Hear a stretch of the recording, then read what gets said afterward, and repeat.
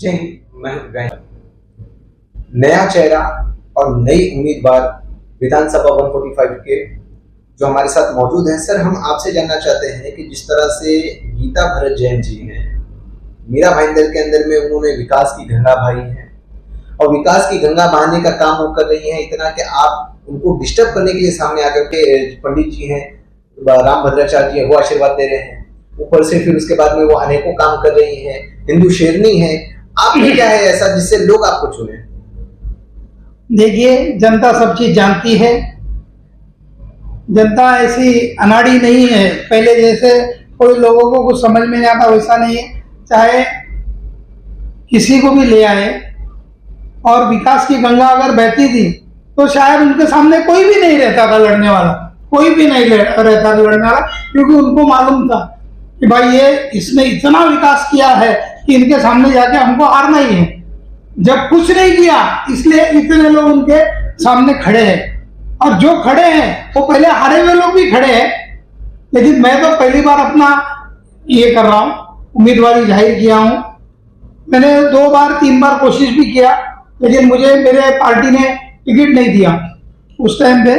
लेकिन अब की बार मैं निर्दलीय उम्मीदवार लड़ूंगा और विकास किससे होता है, कैसे होता है, वो मैं आपको दिखाऊंगा। उस समय आप आके पूछना कि अंशु कुमार पांडे जी, आपने तो बोला था ये विकास किया, और आपको शायद जानकारी नहीं है। आप विकास की गंगा बहाई बोलते, तो आप ही एक बात का जवाब दीजिए ना कि उन्होंने क्या विकास की गंगा बहाई। अभी जैसे कि 20 करोड़ का रोड उन्होंने बनवाया है, मंदिर के लिए 5 करोड़ रुपया दिया। आप रहते कहाँ हो? हम काशीमीरा में रहते हैं। काशीमीरा में, काशीमीरा से यही रोड पे आप आए हो ना अभी, तो वो रोड की स्थिति आपने देखी? 20 करोड़ की रोड कितनी कैसी बनी है। उसके खिलाफ उन्होंने एप्लीकेशन तो दिया है कि उसे ब्लैकलिस्ट कर दिया जाए। किसको? अरे ये तो सब बोल वचन है, ये बोल वचन है। ब्लैकलिस्ट कर दिए, आपके पास कोई आदमी नहीं था कि वह उसका निरीक्षण करे उस रोड का। 20 करोड़ किसको बोलते हैं? किसको बोलते हैं 20 करोड़? उनको पता भी है 20 करोड़ का रोड कैसा बनता है। अब जाके देखिए, आए दिन सबको कोई गिरता है, किसी के बाइक के ऊपर गिर के एक्सीडेंट होता है, तो रिक्शे वाले का, बेचारे का सब कुछ टूट जाता है, फूट जाता है। खड्डे में कितनी बाइक जाती है, कितना नुकसान होता है गाड़ियों का। चलिए, हम ये बात मान लेते हैं कि उनके वक्त में, उनके कार्यकाल में भ्रष्टाचार अपनी चरम सीमा पार कर चुकी है। जो एक पेपर से उस पर ये कहा है कि आपका साथ शहर का विकास, तो लोग आपको जो साथ देंगे तो आप विकास किस तरह से करेंगे, क्या क्या विषय पे करेंगे? उनके 11 वचन थे जो अब धीरे धीरे पूरा करते हुए नजर आ रही है। आपके वचन क्या कह रहे हैं? सर, मैं पहले भी बोल चुका हूँ, मुझे कोई वचन नहीं देना है, लेकिन मैं विकास करूंगा। जो इन लोगों ने नहीं किया उससे 10 गुना ज्यादा अच्छा काम करूंगा। शहर में अच्छी हॉस्पिटल की सुविधा करवाऊंगा, शहर में अच्छे प्लेग्राउंड करवाऊंगा, शहर में अच्छा शिक्षण कराऊंगा, शहर में अच्छे रोड बनाऊंगा। जो पानी नहीं आया वो पानी लाने की पूरी प्रयास करूंगा, और पानी का लाइन 100% लेके आऊंगा मैं। जो सूर्या डैम की बात करते हैं ना, आप अपना खुद का टैक्स पावती उठा के देखिए घर का कि आपके ऊपर कितना पानी का अतिरिक्त पूरा पानी पुरोठा टैक्स लगा है, कितना स्ट्रीट टैक्स लगा है। आप उठा के देखिए कि पिछले 3 साल के अंदर, आपका 2 साल के अंदर 40% टैक्स बढ़ गया है। आप एक नागरिक हो, पत्रकार हो वो अलग बात है, आप एक नागरिक भी हो, वो टैक्स जो मुझे लगता है ना वो आपको भी लगता है। पत्रकार होने के कारण आपका टैक्स माफ नहीं, वो सब चीज सोचिए आप और फिर मुझसे बोलिए। सर, जिस तरह से आप 145 के अंदर में उत्तन डंपिंग ग्राउंड का वहां के लोगों के लिए काफी ज्यादा दिक्कत आई है, जिसका आज तक कोई भी उसके रिलेटेड में कोई काम नहीं करना चाहता। सेकंड के उत्तन के यहाँ पे बस डिपो जो है, वहां पे घूमने के लिए बस दिक्कतें होती है। हाल ही में एक महिला के ऊपर में तमाचा मार करके कंडक्टर महिला को मारा गया, क्योंकि वो जो इलाका है वहां पे बस जो ट्रेनिंग नहीं हो पाती है। तो ये सारी चीजें वहां पे बहुत ज्यादा वहां के लोगों के लिए दिक्कत है, जबकि वहां पे नजर नहीं रहती है हमारे विधायकों की। तो आप उस विषय पे क्या काम करेंगे? सर देखिए, पहली बात तो आप डंपिंग ग्राउंड के बारे में पूछते हो। मुझे तो ऐसा लगता है डंपिंग ग्राउंड को कहीं ना कहीं ऐसे जगह पे शिफ्ट करना जाए या आबादी नहीं होती है। उन लोग कितने बेचारे त्रस्त है, वो तो उनका दिल ही जानता है उस चीज से, कितने लोग त्रस्त है। और मीरा भाईंदर में गोराई और उत्तन, पाली, ये सब चीज ऐसी जगह है ना कि ये मिनी गोवा बन सकता है, एक पर्यटन क्षेत्र बन सकता है। इसको बनाने की कोशिश किसी ने नहीं किया, जो मैं कोशिश अवश्य करूंगा। उस इलाके के लोगों के लिए मैं सरकार से निवेदन करूंगा। और अगर विधानसभा पहुंच गया, अगर नहीं मैं पहुंचूंगा ही, विधानसभा पहुंच गया तो विधानसभा में मैं ये प्रस्ताव रखूंगा कि भाई डंपिंग ग्राउंड पब्लिक प्लेस पे नहीं होना चाहिए, उसको कहीं अतिरिक्त एक खुला वातावरण में उसको डंपिंग ग्राउंड बनाया जाए। सर एक सवाल मेरा थोड़ा हो सकता है अलग हो, आपको जनता क्यों चुने?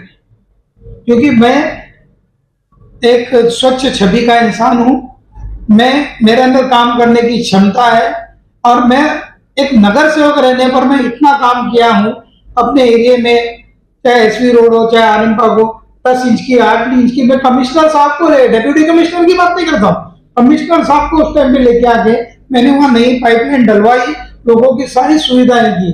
मैंने बोला ना दिलीप बाबर उधर नगर सेवक थे, उन्होंने वो काम नहीं किया जो मेरे जीत के आने के बाद में लोगों ने उससे रिक्वेस्ट किया और मैंने वो काम किया लोगों के लिए। इसलिए लोगों का एक विश्वास है मुझ पर और मैं अच्छा काम करूंगा, ये आपको भी बोलता हूँ। एक और बात, मेरा आखिरी सवाल आपसे, आप नगर सेवक रह करके जब ये सब कर ले रहे थे तो आपको जो है विधायक बनने की क्या जरूरत?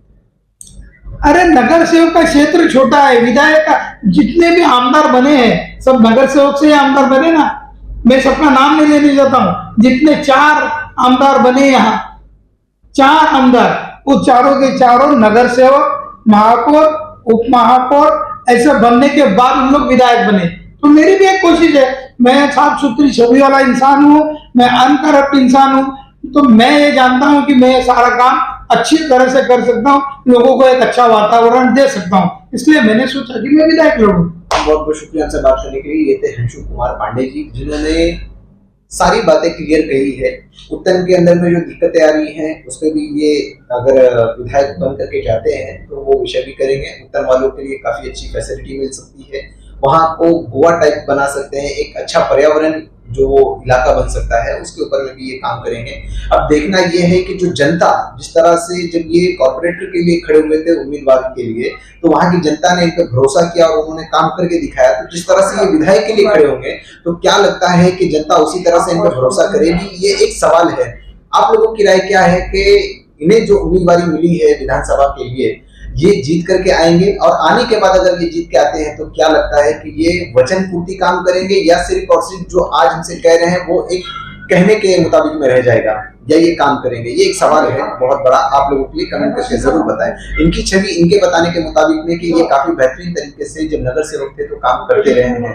हम आशा करते हैं कि अगर आप विधायक बनेंगे तब भी आपके काम इसी तरह से रहें ताकि आप खुले मन से बोल सकें कि मैंने कभी भी करप्ट भरे काम नहीं किए हैं और कोई उंगली भी आप पर उठा ना सके।